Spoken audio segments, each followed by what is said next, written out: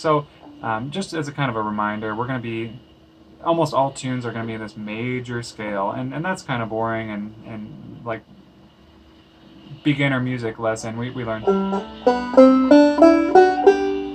where to play the melody notes for all the tunes. But what do we do after this 5th fret? It's like, where do we go from here? What happens? So starting on the 5th fret, we can go up to the 7th fret, and you can brush through them all, whatever, or just play it with your index finger. So we have, in the key of G, we're going to go up 5, 7, 9, 10, and then 12. And we don't really get past the 12th fret so much. We can keep going all the way up to the 17th, but that gets kind of into ridiculous territory.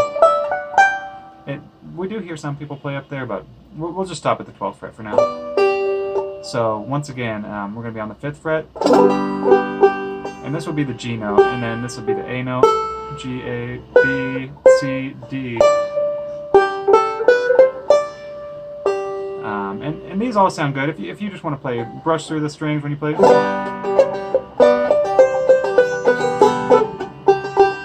Something like that. That was kind of a sloppy example, but you can hear I'm just doing a basic bum ditty.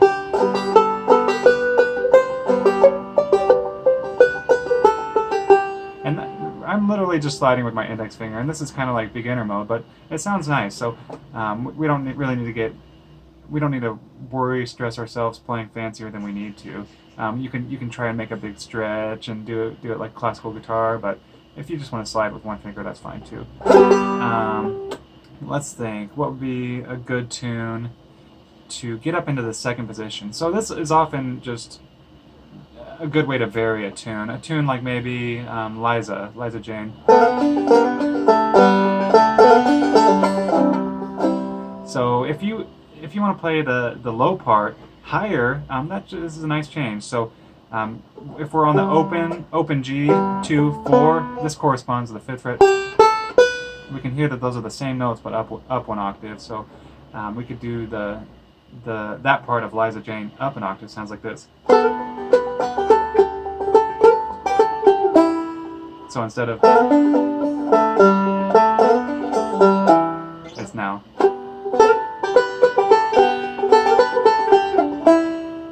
So that just gives a nice change into anything we're doing. If you listen to the fiddlers, we do that sort of thing all the time on the fiddle. It's like play down one octave and then play the high part.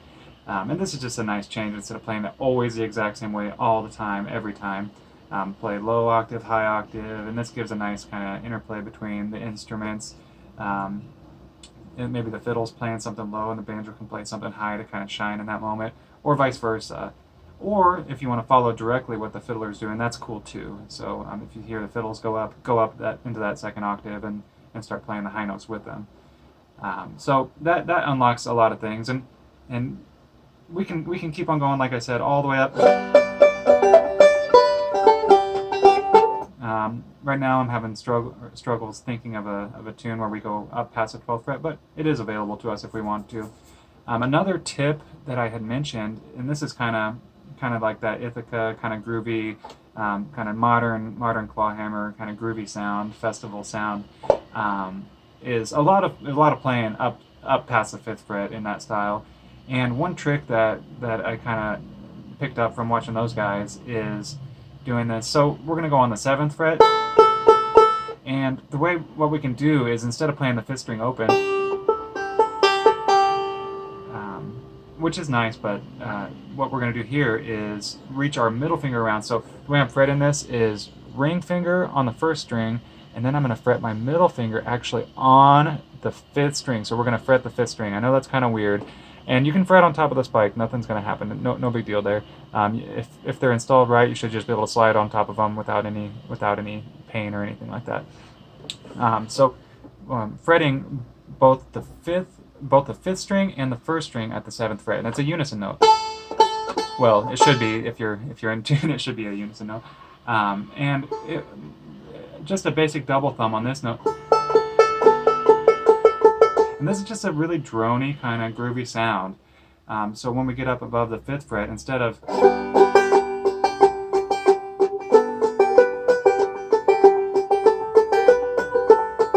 that's open 5th string, and now I'm going to fret the 5th string, and listen to the difference.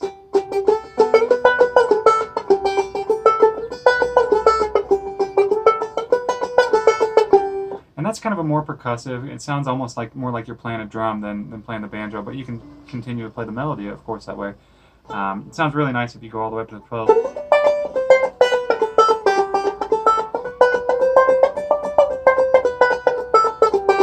Something like that. So that's just a nice way to change things up. And there, once again, well, I don't know if I mentioned this in these videos, but in the classes, yeah, we don't do so much chording and old-time banjo. It's not really a thing. There's like a G chord. Sometimes we'll do a C chord like this, and this is okay if you're vamping, if you're backing up, and not really focused on the melody, or maybe if somebody's singing, this is a good thing we can do. But really, the whole like chords up the neck thing isn't so common. Maybe more with like melodic players or modern players, but guys like Kyle Creed, Tommy Gerald, they never really played chords up the neck like a bluegrasser would. Yeah, so let me get into a double C tuning, and then we'll discuss the melody notes in that tuning. It's almost the same, just a little different.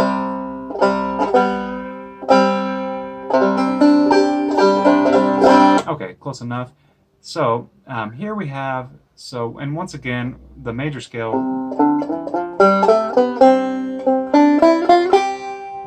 is our basic building blocks for playing the melody of the majority of fiddle tunes. There are some that are, of course, in modal or minor, whatever, but like 90%, 95%, maybe more. I'm inventing that statistic, but are in this major key. So starting on the 5th fret, we can go up and 5th, 7th, 9, 10. So pretty similar to what we saw in G tuning too, but these are different notes of the melody.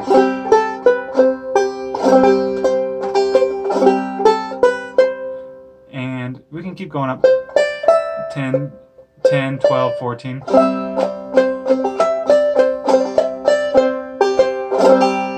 Okay, so there's that.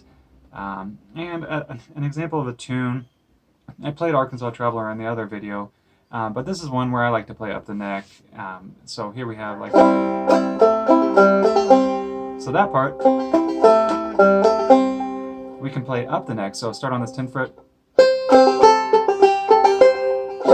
And this corresponds, the 10th fret on the 1st string corresponds to the 2nd string open.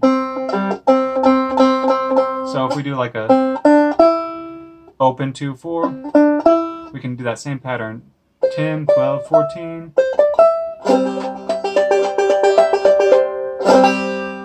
And that gives us a nice kind of up the neck sound for doubling these parts that are down low.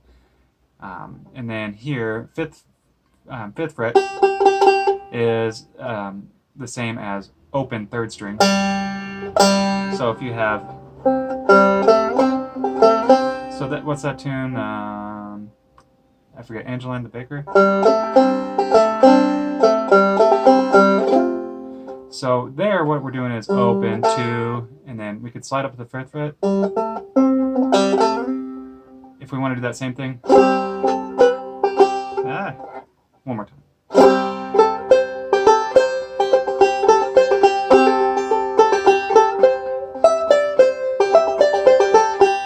So there we are in the high octave in the C tuning. And of course, if we're playing in the key of A or D, we take these same patterns and just duplicate everything but up 2 frets.